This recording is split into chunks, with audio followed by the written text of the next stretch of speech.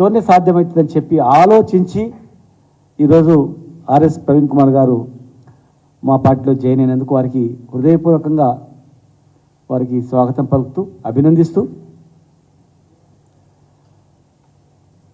బడుగులకు అండగా ఉంది కనుకనే కుట్రలు కుతంత్రాలు పన్ని అసత్యపు ప్రచారాలతో లేనిపోని అపోహలు సృష్టించి అభాండాలు వేసి ప్రలోభాలు చెప్పి మరి ఓట్లు వేయించుకున్నారు. బడుగు బలహీన వర్గాలు, రైతులు ఇప్పుడు ఆలోచన చేస్తూ ఉన్నారు. బలహీన వర్గాల వాళ్ళకు ఏ పార్టీ అండగా ఉంది, ఇన్ని స్కీమ్స్ ఎక్కడ ఎవరైంది ఈ దేశంలో ఎవరైనా చేసిందా? మేధావులందరూ ఇప్పుడు ఆలోచన చేస్తూ ఉన్నారు. ఆలోచన చేయని వాళ్ళు కూడా ఇవాళ ఆలోచన చేయాలని చెప్పి మేము అడుగుతా ఉన్నాం. బహుజన నాయకత్వాన్ని టార్గెట్గా చేసుకొని ఈ రాష్ట్రంలో బహుజన నాయకులు ఎక్కడెక్కడ ఉన్నారు, వాళ్ళని ఎట్లా టార్గెట్ చేసుకొని వాళ్ళని ఎట్లా రాజకీయ అంతం చేయాలనేటువంటి కుట్రలు గత ఎలక్షన్లో చేసిన కుట్రలు ఇప్పుడు బహిర్గతం అవుతూ ఉన్నాయి. వారిని బహుజన నాయకత్వాన్ని టార్గెట్గా చేసి వాళ్ళని ఓడించాలి, ఎట్టి పరిస్థితుల్లో ఓడించి వాళ్ళ కళ్ళతో వాళ్ళ చేతులతోనే వాళ్ళ కళ్ళు పొడిచి వాళ్ళ చేతులతోనే వాళ్ళతోనే అసత్య ప్రచారాలు చేసి మరి వీళ్ళు రాజకీయంగా ఎదిగితే ముందే ఆ పార్టీ బహుజనులకు అండగా ఉంది, ఇలాంటి నాయకులు ఎదిగితే మా మనగడలు సాగవనేటువంటి కొంతమంది నాయకుల వల్ల కొంతమంది నాయకులు మూకుమ్మడిగా రాష్ట్రంలో కొంత వర్గం ఒక వర్గం మూకుమ్మడిగా ఆలోచించి మరి గత ఎలక్షన్లో చేసినటువంటి కుట్రలు ఇప్పుడిప్పుడే బహిర్గతం అవుతా ఉన్నాయి. 3 నెలల్లో ఎంతమంది బహుజనుల మీద దాడులు జరుగుతూ ఉన్నాయి, బహుజన నాయకుల మీద దాడులు జరుగుతూ ఉన్నాయి. సోషల్ మీడియా ద్వారా,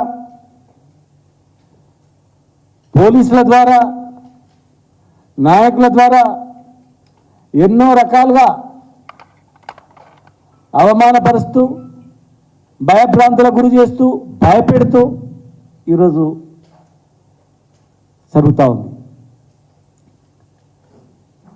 కేసీఆర్ మాత్రమే తెలంగాణ పుట్టుకనే డాక్టర్ బాబాసాహెబ్ అంబేద్కర్ ఆర్టికల్ 3లో తెలంగాణ రాష్ట్రం ఏర్పాటు కావాలని చెప్పినందుకే దాన్ని ఎజెండాగా తీసుకొని ఇలా మా నాయకుడు ఉద్యమాన్ని నడిపించిండు, రాష్ట్రాన్ని తెచ్చిండు.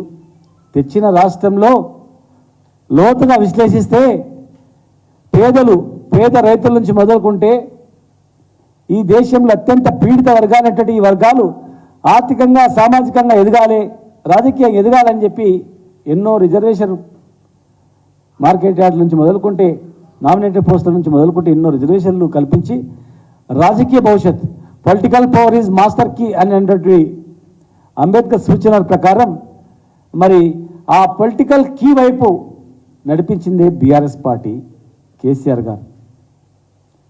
మరి ఈరోజు మీరందరూ రాజకీయ పరిస్థితులు మీరు చూస్తూ ఉన్నారు, రాజకీయ నాయకుల పరిస్థితి మీరు చూస్తూ ఉన్నారు. మా పార్టీలో లబ్ధి పొందినటువంటి వాళ్ళ పరిస్థితులు మీకు తెలుసు. మీడియాకు మిమ్మల్ని కన్నుగప్పి ఎవరేం చేయలేరు. వాస్తవాలు నిజమైనటువంటి మీడియా ప్రతినిధులకు తెలుసు. మేము మీడియా అని చెప్పుకునేటువంటి కొంతమంది సోషల్ మీడియాలో గురించి మాట్లాడారు, అందులో కూడా మంచి వాళ్ళు ఉన్నారు. సోషల్ మీడియాలో కూడా నీతి నిజాయితీతో జర్నలిజాన్ని నమ్ముకొని ఒక మంచి సందేశాన్ని ఇచ్చేటువంటి వాళ్ళు కూడా ఉన్నారు. కానీ కొంతమంది ఆ ముసుగులో చేరినటువంటి వాళ్ళు కూడా ఉన్నారు. దాన్ని ఛేదించేది మరి జర్నలిస్టులే. ఎందుకంటే నేను కూడా ఒక జర్నలిస్ట్గా పనిచేసిన, ఒక ఎడిటర్గా పనిచేసిన, ఒక పత్రికకు జర్నలిజం చదివిన ఉస్మానియాలో, ఒక జర్నలిజం విద్యార్థిగా, తెలంగాణ ఉద్యమ నాయకుడిగా, తెలంగాణ ఉద్యమ నాయకుడి కొడుకుగా, మరి ఎమ్మెల్యేగా, మంత్రిగా పనిచేసినటువంటి అనుభవం నేనుగా, అన్ని కులాలని పేద వర్గాలని నడిపేది కడుపులో పెట్టుకుంది కేసీఆర్ గారు ఒక్కటే. ఇలా పక్కన ఉన్నటువంటి మా ఈశ్వరన్న కానీ, మా పక్కన ఉన్నటువంటి మా యాదవన్న కానీ మేము కానీ ఇంకా ఎంతోమంది కానీ సిద్ధాంతాలకు కట్టుబడి పార్టీని నమ్ముకొని నాయకుని నమ్ముకొని ఆనాడు ఉద్యమంలో మేము అడుగుజాడలు వేసినాం, అడుగులు అడిగేసినాం. బెదిరింపులకు భయపడకుండా ఆనాటి ఆంధ్ర నాయకత్వానికి బెదిరింపులకు భయపడకుండా కొట్లాడినాం. మరి ఈరోజు కూడా తెలంగాణ తెచ్చుకున్న తర్వాత కూడా ఆ రోజు ఎవరైతే అవమానాలు చేసిండ్రో, ఆ రోజు ఏదైతే మిగతా అసత్య ప్రచారాలు చేసిండ్రో, ఇంకా కొంతమంది అక్కడక్కడ అదే ముసుగులో ఉన్నటువంటి వాళ్ళు ఎన్ని రకాలుగా తెలంగాణ నాయకులను, తెలంగాణ నాయకత్వాన్ని, తెలంగాణ రాష్ట్రాన్ని విచ్ఛిన్నం చేయడానికి ఎదుగుతున్నటువంటి తెలంగాణను ఓరలేక దీన్ని చిన్నభిన్నం చేయడానికి ఎంతమంది ప్రయత్నం చేస్తుండ్రో మీరుగా ఒకసారి ఆలోచన చేయాలని చెప్పి ఈరోజు కవిత గారి అరెస్ట్ కూడా మేము ఖండిస్తూ ఉన్నాం. ఎందుకంటే దేశంలో ఇంకా చాలా ఉన్నాయి. లక్షల కోట్లు మింగినటువంటి వాళ్ళు, విదేశాల్లో పోయి హాయిగా ఉన్నటువంటి వాళ్ళు, బ్యాంకులు ఎగ్గొట్టి లక్షల కోట్లు తీసుకొని పోయినటువంటి వాళ్ళకు మరి ఎంతోమంది ఉన్నారు. ఇక్కడ కేసీఆర్ గారిని టార్గెట్ ఇవన్నీ జరుగుతూ ఉన్నాయి. ఒక ఊళ్ళో సోషల్ మీడియాలో పోస్ట్ పెట్టి వాళ్ళ మీద కేసులు పెట్టడం, తప్పును ప్రశ్నిస్తే కూడా దాని మీద కేసులు పెట్టడం, వెతికి ఎక్కడెక్కడ ఉన్న అప్లికేషన్స్ అందేసి టార్గెట్ చేసుకోవడం, కేవలం బహుజనుల నాయకత్వాన్ని టార్గెట్ చేసుకోవడం. ఇది తెలంగాణ సమాజం అన్నీ గమనిస్తూ ఉన్నాయి. అధికారంలో వచ్చినంత మాత్రాన భయభ్రాంతులకు గురి చేసి లోపరుచుకోవాలంటే కాదు. ఈ గడ్డ మీద నక్సలైట్ ఉద్యమం ముట్టుకొచ్చింది. ఈ గడ్డ మీద సాయుధ పోరాటం పుట్టుకొచ్చింది. ఈ గడ్డ మీద తెలంగాణ ఉద్యమం పుట్టుకొచ్చింది. ఈ గడ్డ మీద ఏదో ఒకరోజు అతి భయంకరమైనటువంటి మరొక ఉద్యమం ఖచ్చితంగా పుట్టబోతా ఉంది. 100%. ప్రాణాలకు భయపడేటువంటి మనస్తత్వం ఈ గడ్డ మీద ఉండదు. జై తెలంగాణ అనే రైలుకు అడ్డం పోయి ప్రాణాలు అర్పించినటువంటి గడ్డ ఈ గడ్డ. ఒంటి మీద నిప్పంటించుకొని జై తెలంగాణ నినాదంతో చనిపోయినటువంటి గడ్డ ఈ గడ్డ. నువ్వు బతుకుతావనంటే చనిపోయిన వ్యక్తి చనిపోతున్నప్పుడు మళ్ళా పుడితే మళ్ళా తెలంగాణ గురించి వస్తా అని చెప్పినటువంటి గడ్డ ఈ తెలంగాణ. ఒక జర్నలిస్టు భువనగిరి దగ్గర వెహికల్ని స్పీడ్గా తీసుకుంటూ పోయి బస్సు గుద్దుకొని జై తెలంగాణ అని చెప్పి చనిపోయిన గడ్డ ఇది. నక్సలైట్ల పేరుతో పిట్టలను కాల్చినట్ల అడవిలో తీసుకెళ్లి కాలుస్తుంటే కూడా మళ్ళా పడితే పేదల గురించే నేను బతుకుతా, పేదల గురించే సస్తా అని చెప్పినటువంటి గడ్డ ఇది. సాయుధ పోరాటంలో మహిళలు సైతం భయపడకుండా కొట్లాడి ప్రాణాలు అర్పించిన గడ్డ ఇది. అందరినీ కలుపుకొని పోతేనే, అందరినీ సమానత్వంగా చూస్తేనే ఈ రాజ్యం చల్లగా ఉంటుంది. కానీ పుట్టిన పాపానికి పెరిగిన పాపానికి మనుషులను చూసి వీడా వాడా అని చెప్పి అణచివేయాలని ప్రయత్నం చేస్తే, అసత్యపు ప్రచారాలు చేస్తే, చిన్న చూపు చూస్తే, తెలియకుండా గోడసాటు నుండి వెకిలి చేష్టలు చేస్తే, అవమానాలు గురి చేయాలని ప్రయత్నం చేస్తే, నా పేరు వస్తలేదు కదా వాళ్ళ మీద పోతా కదా అని చెప్పి చేస్తే సమాజం మేల్కొని ఉంది. ఇక్కడ తెలంగాణ సమాజం చూస్తూనే ఉంది ఇక్కడ. కనుక అలాంటి ప్రక్రియలు మంచి కాదు. మళ్ళీ ఈ రాష్ట్రంలో అలాంటి ఉద్యమాలు పుట్టొద్దు, ప్రాణాలు పోవద్దు. సుభిక్షంగా ప్రశాంతంగా ఉండాలంటే ఎవరు పరిపాలించినా ఆ పరిపాలన అనేది పారదర్శకంగా ఉండాలి తప్ప పుట్టిన పాపానికి అణచివేలేటువంటి ప్రయత్నాలు జరగొద్దు. అది మంచిది కాదు సమాజానికి. ఇన్ని ఉద్యమాలు ఎందుకు వచ్చినాయో ఒకసారి ఆలోచన చేసుకోవాల్సింది. నక్సల్బరీ పోరాటం నుంచి, సాయుధ పోరాటం నుంచి, తెలంగాణ పోరాటం నుంచి ఎందుకు వచ్చినాయి? అసమానతలు ఉన్నందుకే, అవమానాలు ఉన్నందుకే, అణచివేత ఉన్నందుకే ఇవన్నీ ఉట్టుకొచ్చినాయి. కనుక ఈరోజు మరొక ఉద్యమానికి పురుడు పోయకముందే నాయకులందరూ పార్టీలు జాగ్రత్త ఉంటేనే మంచిగా ఉంటుంది. కనుక నేను ఇదే మహబూబ్నగర్లో మా నాన్నను 69లో కత్తిపోట్లకు గురి చేస్తే పోలీసులు 69 ఉద్యమంలో మేము పెరుగుతున్న క్రమంలో తెలంగాణ గురించి సచ్చినా సరే బిడ్డ చివరి వరకు ఉన్నామని చెప్పిండు మా నాన్న. చివరి వరకు ఉన్నాం, తెలంగాణ తెచ్చుకున్నాం. నాయకత్వం వహించిన మా నాయకుడు కేసీఆర్ గారు రమ్మంటే ఉద్యమాల్లోకి వచ్చినాం. కానీ ఎక్కడనో హైదరాబాద్లో విలాసవంతంగా ఉండాలంటే ఇక్కడ ఉండలే. నా జిల్లా రైతాంగం ఉన్న జిల్లా, పేద జిల్లా, వలసల జిల్లా, దీన్ని బాగు చేసుకోవాలని వచ్చినాం. 10 సంవత్సరాలు కన్న కష్టాలు పడ్డాం.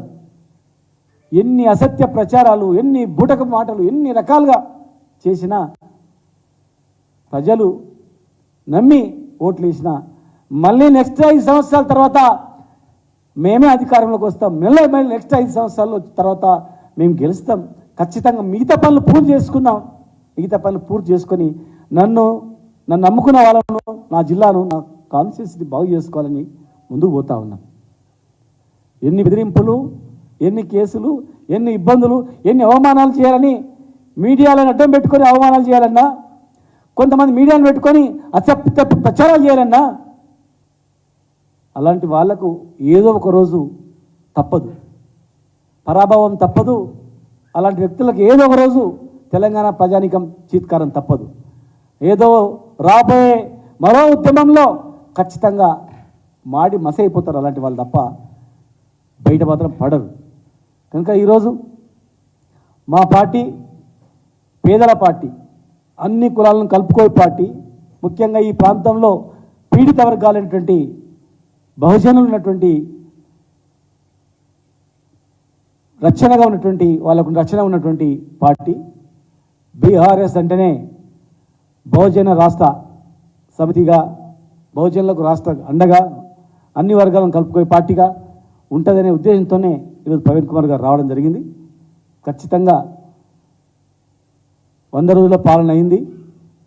100 రోజుల పాలన తర్వాత మరి చూస్తాం. మేము మంచి చేస్తే సరే, కానీ వ్యక్తులను, వ్యవస్థలను టార్గెట్ చేస్తే దాని గురించి కూడా మేము ఆలోచించుకోవాల్సిన పరిస్థితి వస్తుంది. గ్యారెంటీగా ప్రాణం ఉండేది ఒక రోజు, పుట్టిన ఒక రోజు ఉంటాం, స్వస్థం ఒక రోజు వస్తాం. కానీ ప్రతి మనిషికి ఒక చరిత్ర అనేది ఉండాలా, లక్ష్యం అనేది ఉండాలా. కనుక ముఖ్యంగా మా జిల్లా నాయకులకు, మా జిల్లా కార్యకర్తలకు తెలియజేస్తా ఉన్నాం. జిల్లాకు వచ్చింది, మహబూబ్నగర్ జిల్లాకు వచ్చింది జిల్లాను బాగు చేసుకోవడానికి, అన్ని వర్గాలను కలుపుకొని అందరినీ బాగు చేసుకోవడానికి, పేద రైతులను అండగా ఉండడానికి, పేద కులాలకు, పేద వర్గాలకు అండగా ఉండడానికి వచ్చినాం. తెలంగాణ తెచ్చుకున్నాం, తెచ్చిన నాయకుని వెంబడి ఉన్నాం, తెచ్చిన నాయకుని వెంబడి ఉంటాం. ఖచ్చితంగా మళ్ళీ మేము చేసిన కన్నా ఎక్కువ చేస్తారని ఓట్లు వేసిండ్రు. వాళ్ళు అన్ని హామీలు నెరవేర్చుకుంటే, అన్ని హామీలు నెరవేరిస్తే ఖచ్చితంగా ప్రజలు వాళ్ళు వెంబడి ఉంటారేమో. మరి నెరవేర్చకపోతే ఖచ్చితంగా ఆ పాలనకి ఈ పాలనకు బేరీ చేసుకొని ప్రజలు మన వైపే ఉంటారు. కనుక ఓపిక పట్టండి, తొందరపడొద్దండి, తొందరపడి అబాస్పాలు కావద్దండి. ప్రజలు గమనిస్తుంటారు. నిజాయితీగా కట్టుబడి కష్టకాలంలో కలిసి ఉండే వ్యక్తుల లిస్ట్ అనేది సపరేట్గా తయారు ఉంటుంది ప్రజల గుండెల్లో. కనుక మరి ఆ దిశగా మేము ముందుకు వెళ్తామని, మంచి చేయాలని కోరుకుంటున్నాం. కొత్త ప్రభుత్వాన్ని ఇచ్చిన హామీలన్నీ కూడా నెరవేర్చాలని మేము కోరుకుంటా ఉన్నాం. నెరవేరిస్తే సంతోషం, నెరవేర్చకపోతే ఖచ్చితంగా వచ్చే ప్రభుత్వం మాదే ఉంటుంది. బీఆర్ఎస్లో మొన్న చేరినటువంటి ప్రవీణ్ కుమార్ లాంటి వాళ్ళు ఇంకా ఎంతోమంది మేధావులు వస్తారు, ఎంతోమంది వస్తారు. ఖచ్చితంగా పార్టీని మళ్ళీ కాపాడుకుంటారు. కనుక మరి ఆర్ఎస్ ప్రవీణ్ కుమార్ గారికి వారికి శుభాకాంక్షలు తెలియజేస్తూ థ్యాంక్ యూ. ఒక్క నిమిషం సార్, ఓ అయ్యా డిస్టర్బెన్స్ చేయకు, ఒక్క నిమిషం మాట్లాడినాక విడు తమ్ముడు, ఒక్క నిమిషం. అందరు మాట్లాడినాక మీరు ఏది అడిగినా చెప్తాం. ఈరోజు తెలంగాణ ఉద్యమ నాయకుడు మాజీ ముఖ్యమంత్రి వర్యులు కేసీఆర్ గారు భారతదేశంలో ఏ నాయకుడు చేయనటువంటి విధంగా పేద వర్గాల పట్ల, బహుజనుల పట్ల అతను తీసుకొచ్చిన సంక్షేమ కార్యక్రమాలు,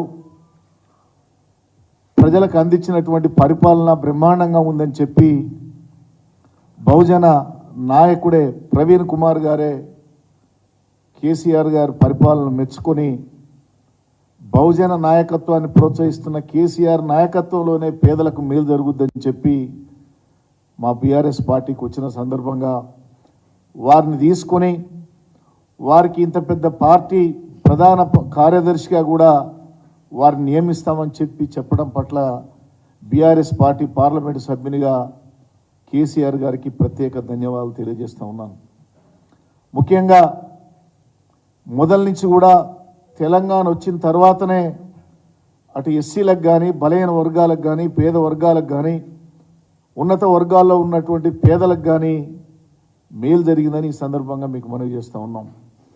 ఇలా మాలాంటి వాళ్ళం పెద్దల సభ అయినటువంటి రాజ్యసభకు పంపటం, బండా ప్రకాష్ లాంటి వ్యక్తిని కౌన్సిల్ వైస్ చైర్మన్గా చేయటం, ఎంపీ చేయటం, ఇలా నిన్న మళ్ళా రవిచంద్ర గారిని ఒక బీసీ కుటుంబానికి చెందిన వ్యక్తిని మళ్ళా రాజ్యసభ ఒక్కటి వచ్చిన ఇయ్యటం, ఇక్కడ ఉన్నటువంటి మాజీ మంత్రులు శ్రీనివాస్ గౌడ్ గారు కానీ, పెద్దలు కొప్పుల ఈశ్వర్ గారు కానీ ఇవాళ పరిపాలనలో భాగస్వామ్యం అయ్యి ప్రజలకు సేవ చేసే అవకాశం కల్పించిన నాయకుడు కేసీఆర్ అని ఈ సందర్భంగా మీకు మనవి చేస్తూ ఉన్నాను.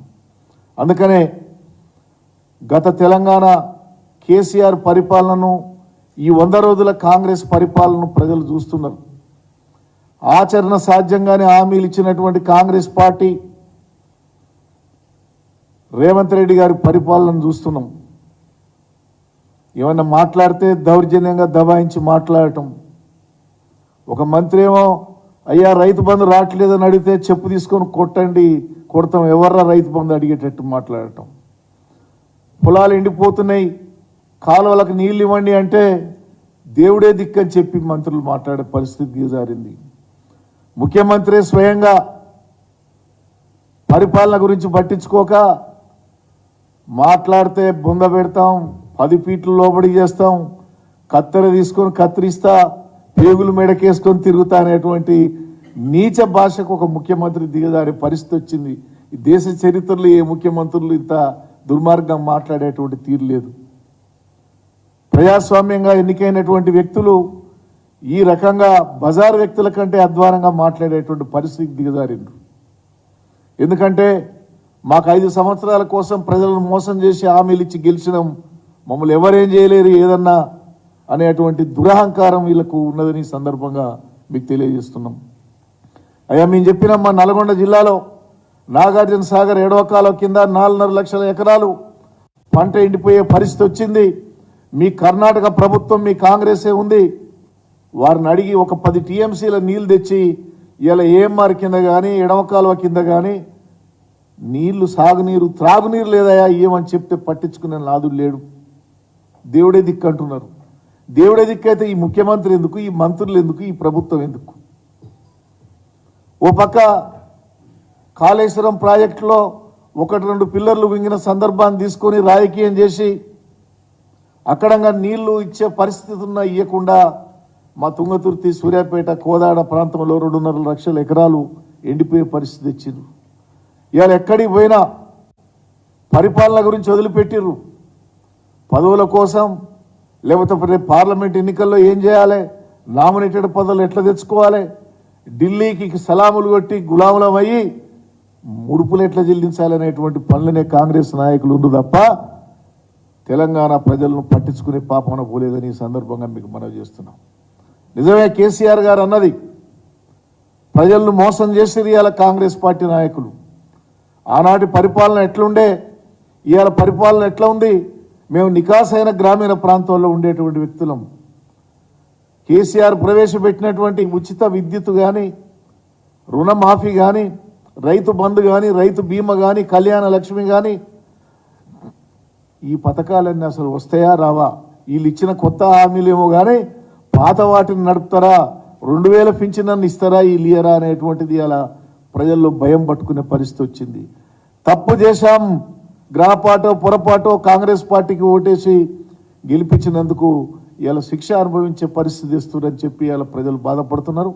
అందుకని మేము ఒకటే చెప్తున్నాం, బీఆర్ఎస్ పార్టీ అధికారంలో ఉన్నా ప్రతిపక్షంలో ఉన్నా ఇది పేద వర్గాలను ఆలోచించేటువంటి నాయకుని కేసీఆర్ నాయకత్వంలో ఉన్న పార్టీ. ఇలా హైదరాబాద్ కానీ తెలంగాణ కానీ భారతదేశానికే రోల్ మోడల్ పరిపాలన ఇచ్చిన నాయకుడు కేసీఆర్. ఇలా అంబేద్కర్ భవనంగా సెక్రటరియట్కు పేరు పెట్టిన 126 అడుగుల అంబేద్కర్ విగ్రహాన్ని నిర్మించిన, ఒక యాదగిరిగుట్ట పుణ్యక్షేత్రాన్ని నిర్మించిన, ఏ కాళేశ్వర ప్రాజెక్టు కట్టినా సాగునీరు త్రాగునీరు మిషన్ భగీరథ వల్ల ఇచ్చిన అది కేసీఆర్కే సాధ్యమైంది తప్ప వీళ్ళతోటి కాదు అనే పరిస్థితి ఇలా ప్రజల్లో వచ్చిందని ఈ సందర్భంగా తెలియజేస్తున్నా. అందుకనే ఇవాళ ఒకరిద్దరు కొంతమంది మా పార్టీ వాళ్ళు కూడా రాజకీయ లబ్ధి కోసమో వ్యాపారాల కోసమో వాళ్ళ బెదిరింపులకు లోనయ్యో ఏదో ఒకరిద్దరు పోవచ్చుగాక, అయినా కూడా బీఆర్ఎస్ పార్టీ తెలంగాణ కోసం పుట్టిన పార్టీ. కేసీఆర్ దచ్చుడో తెలంగాణ వచ్చుడో అని ఉద్యమం చేసి సాధించిన ఈ తెలంగాణను కాపాడుకునే బాధ్యత కూడా మా మీదనే ఉందని ఈ సందర్భంగా తెలియజేస్తూ, ఖచ్చితంగా తెలంగాణ అభివృద్ధి కోసమే పనిచేసే పార్టీగా మేము ఈ పార్టీని కాపాడుకుంటాం. నిన్న మొన్న కొందరు ఒకరిద్దరు మాజీ శాసనసభ్యులు పోయినా మీరు చూస్తున్నారు. మన హుజూర్ నగర్ మా దగ్గర మాజీ ఎమ్మెల్యే గారు పోయిండ్రు. హుజూర్ నగర్ నుంచి పెద్ద ఎత్తున స్టేట్ పార్టీకి వాళ్ళే వచ్చి అయ్యా మేము బీఆర్ఎస్ పార్టీని వదులుకోము, ఇన్ని కార్యక్రమాలు చేసిన మమ్మల్ని మరి మీరు పట్టించుకోండి, మేమందరం ఈ పార్టీ అంటూనే ఉంటామని చెప్పి చేస్తే నేను జిల్లా పార్టీ అధ్యక్షునిగా నేను జగదీష్ రెడ్డి గారు రేపు హుజూర్ నగర్లో బ్రహ్మాండమైనటువంటి బీఆర్ఎస్ పార్టీ జనరల్ బాడీ సమావేశం పెడుతున్నాం వాళ్ళ కోరిక మేరకు. అందుకనే ఉద్యమ పార్టీగా ఉన్న ఈ పార్టీకి తిరిగి ఉండదు. ఖచ్చితంగా రేపు రాబోయే రోజుల్లో మళ్ళా ప్రజలే కేసీఆర్ని దోలాడుకొని కేసీఆర్ ఎవరికి బీఫామ్ ఇస్తే అతన్ని తీసుకొచ్చి 100 సీట్లకు దగ్గకుండా మళ్ళా పరిపాలన తెచ్చుకునే ఆలోచనలో ప్రజలకి ఉన్నారు. కాబట్టి బీఆర్ఎస్ పార్టీ ఎవరు బెదిరించినా ఎవరు ఏం చేయకపోయినా దీన్ని ఎవరేం కదిలేరని చెప్పి సందర్భంగా తెలియజేస్తున్నాం.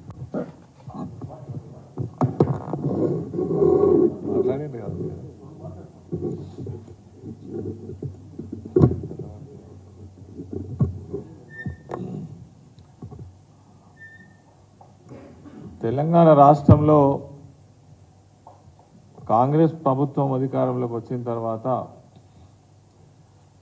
రేవంత్ రెడ్డి ముఖ్యమంత్రి వ్యవహరిస్తున్న తీరు కానీ మాట్లాడుతున్నటువంటి మాటలను చూస్తే ఏమనిపిస్తుందంటే ఇదే ప్రభుత్వం గతంలో ఉండి ప్రజలకు చాలా సేవలు అందించినటువంటి వాళ్ళు మాట్లాడేటువంటి విధానంగా మాట్లాడుతున్నట్టు మనకు అనిపిస్తుంది. మేము అడుగుతున్నాం, ఏదో కారణంతో అధికారంలోకి వచ్చినటువంటి కాంగ్రెస్ పార్టీ ప్రభుత్వం ఇలా ఈ విర్రవీగే మాటలు మంచిది కాదు. మీరు ఇదివరకు ప్రజలకేం చేసిన వాళ్ళు కాదు. ఇగో ఈ నిమిషానికి కూడా మేము ఛాలెంజ్ చేసి చెప్తున్నాం, మీరు ఏ రాష్ట్రాలలో అయితే ఇదివరకు అధికారంలో ఉన్నారో ఈ రాష్ట్రంలో జరిగినటువంటి ఈ రాష్ట్రంలో అమలు చేసినటువంటి సంక్షేమం కావచ్చు అభివృద్ధి కావచ్చు ఈ నిమిషానికైనా మీరు అమలు చేసినరా? ఎక్కడన్నా ప్రజలకు ఒక మంచి కార్యక్రమాన్ని అందించినటువంటి దాఖలాలు ఉన్నాయా? ఒక్కసారి మీరు ఆలోచించుకోవాలి. గడిచిన ప్రభుత్వం కేసీఆర్ గారి ప్రభుత్వం ఏదో తప్పు చేసినట్టు ప్రతి వ్యవస్థలో తప్పునెత్తి చూపించేటువంటి ప్రయత్నం చేసేటువంటి మీ మూర్ఖత్వానికి ప్రజలు ఖచ్చితంగా ఏదో ఒక సమయంలో తప్పకుండా బుద్ధి చెప్తారు. అంటే మీరు మాట్లాడే మాటలు ఎట్లున్నాయంటే చాలా గొప్ప విషయాలు మేము చేసినటువంటి వాళ్ళ లెక్క మాట్లాడుతున్నారు. ఏంది మీరు చేసింది? ఏం చేస్తారో చెయ్యండి. మీ 6 గ్యారంటీలు ఖచ్చితంగా అమలు చేస్తారా? 100 రోజులు గడిచినాయి, దానికి గతి లేదు. తర్వాత గతంలో అమలు చేసినటువంటి ప్రతి పథకం మీద ఇవాళ మీరు ఎంక్వైరీల పేరిట దాన్ని ఎగబెట్టేటువంటి ప్రయత్నం చేస్తున్నారు. గతంలో ఎవరైతే బలహీన వర్గాలు ఉన్నారో గొల్ల కుర్మ వాళ్లకు గొర్రెలు ఇచ్చినాం. ఇప్పుడు మీరు ఇస్తారా అయ్యారా చెప్పరు, కానీ దాని మీద మాత్రం ఎంక్వైరీ చేస్తారు. మత్స్యకారులకు చేపల పంపిణీ చేసి వాళ్ళని ఆర్థికంగా వృద్ధి చేయాలని ఆనాటి ప్రభుత్వం ఆలోచన చేసింది. మీరు ఆ స్కీమ్ను కొనసాగిస్తారా కొనసాగించరా మాత్రం మాట్లాడరు, కానీ దాని మీద మాత్రం ఎంక్వైరీ చేస్తారు. అంటే ఈ ఎంక్వైరీ పేరిట ఏదో తప్పు జరిగినట్టుగా మరి చూపించి ఈ స్కీములన్నింటినీ కూడా ఎగబెట్టేటువంటి ఎగనామం పెట్టేటువంటి ప్రయత్నం ఖచ్చితంగా మీరు చేస్తున్నారని ఇప్పటికే ఈ వర్గాలు భావిస్తున్నాయి. ఇలా దళిత బంధు కావచ్చు, దేశంలో ఎక్కడైనా దళిత బంధు లాంటి స్కీమ్ ఉన్నదా? మేము దళిత బంధు కొద్ది మందికే ఇవ్వవచ్చు, కానీ దళితులు అనేటువంటి వాళ్ళు జీవితకాలం ఇంకా 100 సంవత్సరాలైనా వాళ్ళ జీవితాల్లో మార్పు రావాలన్నా వద్దా? మొన్న ఒక 2,76,000 మందికి ఈ ప్రభుత్వం ఇవ్వాలని సంకల్పించింది. 17 లక్షల మంది ఉన్నటువంటి దళిత కుటుంబాలలో ప్రతి సంవత్సరం ఒక 5-6 సంవత్సరాలలో దళితుల జీవితాలలో వెలుగు నింపాలని ప్రయత్నం చేసింది. ఇది తప్పు కింద చూపించి దళిత వర్గాలను రెచ్చగొట్టి మొన్న ఎన్నికలలో మీరు మరి ఓట్లు వేయించుకున్నారు కదా, ఈ దళితులకు మీరు సమాధానం చెప్పండి. దళిత బంధు లాంటి ఒక గొప్ప స్కీమును అమలు చేస్తారా చెయ్యరా? దీన్ని వదిలిపెట్టి ఇలా గడిచిన ప్రభుత్వం మీద, కేసీఆర్ గారి మీద, అదేవిధంగా నాయకుల మీద ఇష్టం వచ్చినట్టుగా మాట్లాడుతున్నారు. ఒక ముఖ్యమంత్రి మాట్లాడే తీరా ఇది. మేము కూడా 30-40 సంవత్సరాల నుంచి ఒక 10-15 మంది ముఖ్యమంత్రులను చూసినాం. ఎవరు కూడా ఇంత చిల్లరగా ఇంత అలకగా మాట్లాడినటువంటి ముఖ్యమంత్రిని చూడలే. అసలు నువ్వు ప్రతిపక్ష నాయకునివా, ఓ ఈ రాష్ట్రానికి ముఖ్యమంత్రివా? నిన్ను చూసి ప్రజలు అనుకరించాలన్నా? నువ్వు ఈ రాష్ట్రానికి ప్రథమ పౌరునివి. నువ్వు మానవ బామ్మయ్య పేల్తావా? నువ్వు ఈ ప్రభుత్వాన్ని ఎవరైనా విమర్శిస్తే తొక్కిస్తావా? కనుగుడ్లు వీకి గోళీలు ఆడతావా? పేగులు తీసి మెడకేసుకుంటావా? ఇదా నువ్వు మాట్లాడాల్సిన భాష? నిజంగా చెప్పాలంటే నీ పైన ఇమీడియట్గా క్రిమినల్ కేసు పెట్టి నిన్ను జైల్లో పెట్టాలి. దీన్ని ప్రోత్సహిస్తున్నామని, ప్రజలను రెచ్చగొడుతున్నామని చెప్పాలి. ఒక ముఖ్యమంత్రిగా ఓ బాధ్యతతో మాట్లాడుతున్నావా? నీకు దమ్ము ధైర్యం ఉంటే వేసంగి పంటలు కాపాడు. ఏ చెరువుల నీళ్లు లేవు, కాలువలలో నీళ్లు బంద్ అయినాయి, రిజర్వాయర్లు ఎండిపోయినాయి, పొలాలు ఎండిపోతున్నాయి, రైతులు ఆవేదన చెంది మరి ఆ పొలాలను తగలబెట్టుకుంటున్నారు. అదేవిధంగా పశువులతో మేపుతున్నారు. అన్నమో రామచంద్రాన్ని రైతాంగం అంతా మరి ఇబ్బంది పడుతుంటే అవన్నీ పట్టనట్టుగా ఇస్తానన్న పెన్షన్ ఇప్పటి వరకు ఇయ్యవు. జనవరి నెల పెన్షన్ ఎగబెట్టినావు. ఇగో ఈరోజు కరెక్ట్గా 20వ తారీఖు 19వ తారీఖు ఇప్పటి వరకు పెన్షన్ వల్లే 46 లక్షల మంది ముసలి వాళ్ళు, గుడ్డి వాళ్ళు, కుంటి వాళ్ళు, ఒంటరి మహిళలు, భర్త లేనటువంటి వాళ్ళు నీ పెన్షన్ కోసం ఎదురు చూస్తూ ఉన్నారు. దీనికేమో దిక్కులేదు, రైతు బంధుకు దిక్కులేదు. మీరు అన్న ఏ మాటకి ఇప్పటి వరకు సమాధానం లేదు. ఎందుకు ఇవ్వలేదు? ఇప్పటి వరకు 100 రోజులలో ఇస్తానన్నటువంటి రేషన్ కార్డు ఎందుకు ఇవ్వలేదు? ప్రకటించినవి తప్ప ఏదన్నా ఒక్కటన్నా అమలు జరిగిందా? సమాధానం చెప్పు. అది మాట్లాడకుండా ఎవడైనా ప్రభుత్వం నుంచి మాట్లాడితే బెదిరిస్తాం, కేసులు పెడతాం, వ్యతిరేకంగా మాట్లాడనీయం, తొక్కేస్తాం. ఇదా ప్రజలు కోరుకుంటారా దీన్ని? ఒక ముఖ్యమంత్రిగా ప్రజలు ఆశించేది ఇదేనా? ఈ మాటలేనా? రైతు బంధు రాదంటే నిజంగానే మీ మంత్రులు మీరు ఈ విధమైన భాష మాట్లాడవచ్చునా? చెప్తూ కొట్టండి అని. ఇంతకంటే దుర్మార్గమైనటువంటి విధానం ఇంకోటి లేదు. తప్పకుండా ప్రజలు నిశ్చితంగా దీన్ని పరిశీలిస్తున్నారు. ఒక సమయం అంటూ వస్తుంది, ఒక కారణంతో ప్రభుత్వంలోకి రావచ్చు. కానీ మేము ఇప్పటికి కూడా గర్వంగా చెప్పగలుగుతాం, ఈ రాష్ట్రంలో జరిగినటువంటి అభివృద్ధి కావచ్చు, సంక్షేమం కావచ్చు, అదేవిధంగా ఇరిగేషన్, అదేవిధంగా రైతానికి అమలు చేసినటువంటి కార్యక్రమాలు కావచ్చు, దేశంలో ఇప్పటి వరకు ఎక్కడ లేవని ఖచ్చితంగా చెప్పగలుగుతాం. నీకు దమ్ము ధైర్యం ఉంటే కేసీఆర్ గారి కంటే, గడిచిన ప్రభుత్వం కంటే గొప్పగా చేసి చూపించు, మాటలు చెప్పుడు కాదు. అదేవిధంగా ఈరోజు ఒక మంచి పరిణామం, ఆర్ఎస్ ప్రవీణ్ కుమార్ గారు బీఆర్ఎస్ పార్టీలో చేరడం, వారు గతంలోనే ఒక అంబేద్కర్ వాదిగా, ఒక బహుజన సమాజానికి సేవలు అందించాలనే ఉద్దేశంతో మరి వారి యొక్క ప్రస్థానం ప్రారంభమైనప్పటికీ అనేక ఒత్తిళ్ల వల్ల ఆయన మరి సాగేటువంటి బాటను అడ్డుకోవడంతో మరి బీఆర్ఎస్ పార్టీలో ఉంటే తగినటువంటి న్యాయం చేయవచ్చు. ఇప్పటికే గడిచిన ప్రభుత్వంలో అన్ని వర్గాలకు సేవలు అందించినటువంటి ప్రభుత్వాన్ని భావించి ఒక మేధావిగా మరి బీఆర్ఎస్ పార్టీలో నిన్న చేరడం చాలా సంతోషం, నిజంగా కూడా ఆహ్వానించదగ్గ విషయం. ఈ బాటలో అనేక మంది కూడా ఇంకా ఆలోచన చేయాలని కూడా కోరుతా ఉన్నాం. అదేవిధంగా ఈరోజు చాలామంది పార్టీలో ఉండి అనేక పదవులు అనుభవించి అనేక గౌరవాన్ని పొంది పార్టీ కష్టకాలంలో ఉన్నప్పుడు మరి ఇలా పార్టీని వదిలిపెట్టిపోతా ఉన్నారు. వాళ్ళని చూస్తే ప్రజలు నిజంగా కూడా జాలిపడరు. సమయం వచ్చినాడు వాళ్ళకు కూడా తగిన గుణపాఠం కూడా చెప్తారు. ఎందుకనంటే బీఆర్ఎస్ పార్టీ సాధారణమైన పార్టీ కాదు. తెలంగాణ రాష్ట్రం కోసం పోరాటం చేసి తెలంగాణ రాష్ట్రాన్ని సాధించి 10 సంవత్సరాలలో అన్ని వర్గాలకు మరి మంచి సంక్షేమాన్ని అభివృద్ధిని అందించినటువంటి రాష్ట్రం తెలంగాణ రాష్ట్రం. కాబట్టి ఒక మాట ఈ సందర్భంగా ఏంటంటే బీఆర్ఎస్ పార్టీలో చాలా పెద్ద సంఖ్యలో నాయకత్వం ఉన్నది. ఆ సంగతి మీరు మర్చిపోవద్దు. ఏదో బీఆర్ఎస్ పార్టీ అవుతుంది కాదు. ఒక్కొక్క నియోజకవర్గంలో మీరు అవకాశం ఇస్తే నలుగురు 5 పోటీ చేసేటువంటి సత్తా కెపాసిటీ ఉన్నటువంటి party BRS party. BRS party ఎన్నటికి కూడా ఖాళీ కాదు. ఇక్కడ కావలసినంత నాయకత్వం ఉంది. స్వార్థం కోసం పోయేటువంటి వాళ్ళను ప్రజలు ఎన్నడూ కూడా క్షమించరని ఈ సందర్భంగా మనవి చేస్తూ ధన్యవాదాలు. అంటే నేను నా డేట్ ఆఫ్ బర్త్ 16 తారీఖు మార్చ్ 16 నా బర్త్డే. రాముడు గుడికి పోదామని పోయినాం. రాముని గుడికి పోతే అయోధ్య పోతే బీజేపీ చేరినట్ల. యాదాద్రి కేసీఆర్ గారు కట్టిండ్రు. యాదాద్రికి వచ్చిన వాళ్ళందరూ బీఆర్ఎస్లో చేరినట్లనా? అర్థం కనీసం ఉండాలి కదా. గుడికి పోయడానికి రాజకీయం చేస్తానికి ఏం చెప్పలేము.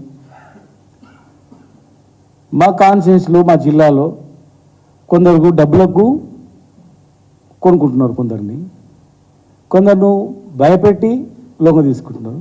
కొంతమంది ప్రాణం పోయినా సరే, ఎన్ని కేసులైనా సరే, జైల్లోకి పోయినా సరే ఈ పార్టీతోనే ఉంటామని చెప్పి నికార్సైనలు ఉన్నారు, ప్రజలు ఉన్నారు, నాయకులు ఉన్నారు, వేల సంఖ్యలు ఉన్నారు. మా నాయకులకు తెలుసు, మా కార్యకర్తలకు తెలుసు మేమేంది, మా క్యారెక్టర్ ఏంది, మేమేం చేస్తామనేది. గుడికి పోయిందాన్ని బర్త్డే గుడికి పోయి మొక్కితే కూడా బీజేపీలోకి పోయినంటే ఒక ఆయన ఇంకొక ఆయన ఇంకోలాక కోడిగుడ్డు వీకులు ఇస్తే నేను ఏం సమాధానం చెప్తా చెప్పు బ్రదర్? ఏమైనా అర్థం పడతా ఉందా? ఇంకో న్యూస్లో అయితేనే అసలు సంబంధం లేని విషయాలు పెడుతున్నారు. అంత ఏమైనా అర్థం ఉండాలా? వాళ్ళ మీద లీగల్గా యాక్షన్ కూడా మీరు అడ్వకేట్స్తో మాట్లాడినాం. ఒక ఛానల్ అయితే అసలు అన్ని ఛానళ్ళు ఉన్నాయి, మంచిగా ఒక పద్ధతి ఉంది. ఆ లిక్కర్ కేసులో కూడా అది ఏదో విచారణ జరుగుతున్నాయి. దానిలో వీళ్ళు ఉన్నారు, వాళ్ళు ఉన్నారు, ప్రచారం ఏమైనా అర్థం ఉందా? దానిలో ఒక నివేదిక ఇచ్చి ఎవరో ఉన్నదని చెప్పి రిపోర్ట్ ఇచ్చిన తర్వాత ఎవరిదంటే వాళ్ళు పేరు పెట్టి డిమోరలైజ్ చేయడము, డిఫేమ్ చేయడము, దానికి లీగల్ యాక్షన్ తీసుకోవడానికి లీగల్గా అడ్వకేట్స్ కూడా టీం ఏర్పడదు కనుక అటువంటి దాని మీద డిఫర్మేషన్ సూట్స్ కానీ, లీగల్ యాక్షన్స్ కానీ, అవసరం అనుకుంటే ఇంకా ఉంటే క్రిమినల్ యాక్షన్ కానీ, వేరే హ్యూమన్ రైట్స్ కానీ రకరకాల వాళ్ళకి ఇవ్వాలని చెప్పి ప్లాన్ చేస్తా ఉన్నాం. అది మంచి పద్ధతి కాదు. అది ప్రచారాలు అనేటివి ఏదైనా ఊహాజనితంగా ఉండొద్దు. నీ భార్య మీదనో, నీ పిల్లల మీదనో, నీ తమ్ముడి మీదనో, నీ అన్న మీదనో ఏదైనా వచ్చిందనుకో నీకు ఎట్లా అనిపిస్తుంటుంది? నీ కుటుంబం మీద రాసేవాడు కానీ చిత్రీకరించేవాడు కానీ ఒకసారి అనుకోవాలా. దీనివల్ల వాళ్ళ కుటుంబాలు, వాళ్ళ నాయకులు, వాళ్ళ కార్యకర్తలు ఏ రకమైనటువంటి ప్రభావం ఉంటుంది? అనవసరమైనటువంటి ఒకరి మనసుని బాధ పెడితే ఏమైనా ఉంటుందా? మనం మనసులో పోయి మనకు కుటుంబం ఉంది, మనకు భార్య పిల్లలు ఉన్నారు, వాళ్ళని చేయాలి కదా. ఏది పడుతుంది బదనాం చేయాలని చూస్తే ఏమన్నా ఉంటుంది? అది అర్థం ఉంటుందా? అది పైశాచిక ఆనందం అంతే.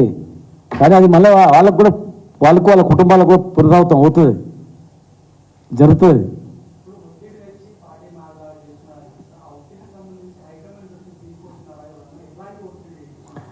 ఒత్తిడి ఏం లేదు, పైసలకు ఆశకు లొంగిపోతారు అంతే. ఒత్తిడి చిన్న చిన్న కార్యకర్తలను భయపెట్టించి ఊర్లలో చిన్న కార్యకర్తలను భయపెట్టించి అది ఇచ్చి ఇది ఇచ్చి వేస్తున్నారు. నాయకులు ఏం భయపడతారు? ఆర్తి అన్నాడో నాయకుడు అయితే, ఒక ఎమ్మెల్యే అయిండు, ఒక ఎంపీ అయిండు, ఒక జిల్లా పరిషత్ చైర్మన్ అయిందంటే ఉట్టి ఉంటాడా?